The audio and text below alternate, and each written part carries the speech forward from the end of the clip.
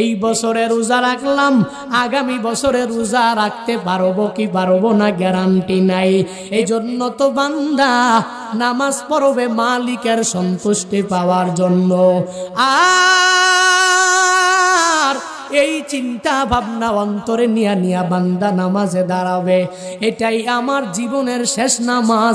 ফজর পড়লাম, জোহর পড়তে মনে হয় পারবো না, জোহর পড়লাম, আসর মনে হয় পড়তে পারে কিনা গ্যারান্টি নাই, আসর পড়লাম, মাগরিব পড়তে পারে কিনা গ্যারান্টি নাই, মাগরিব পড়লাম, এশা পড়তে পারে কিনা গ্যারান্টি নাই। এই বছরে রোজা রাখলাম, আগামী বছরে রোজা রাখতে পারবো কি পারবো না গ্যারান্টি নাই।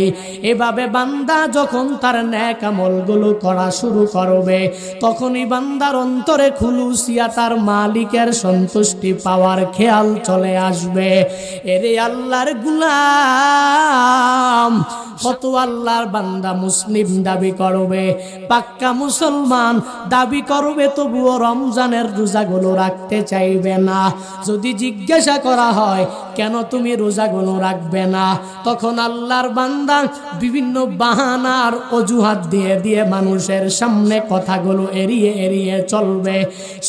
সবাইকে বলবে আমার গ্যাস্ট্রিকের সমস্যা, রোজা রাখতে পারবো না, আমার আলসারের সমস্যা, আমি রোজা রাখতে পারবো না। আল্লাহর বান্দা বলবে আমার ডায়াবেটিসের সমস্যা, যদি আমি রোজা রাখি তাহলে সুগার নীল হয়ে দুর্ঘটনা হয়ে যাবে, আমার লো প্রেসার, তাহলে আমি রোজা রাখলে আমি অনেক দুর্বল হয়ে পড়ব।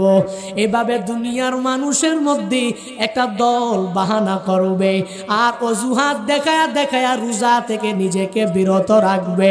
দিনের বেলায়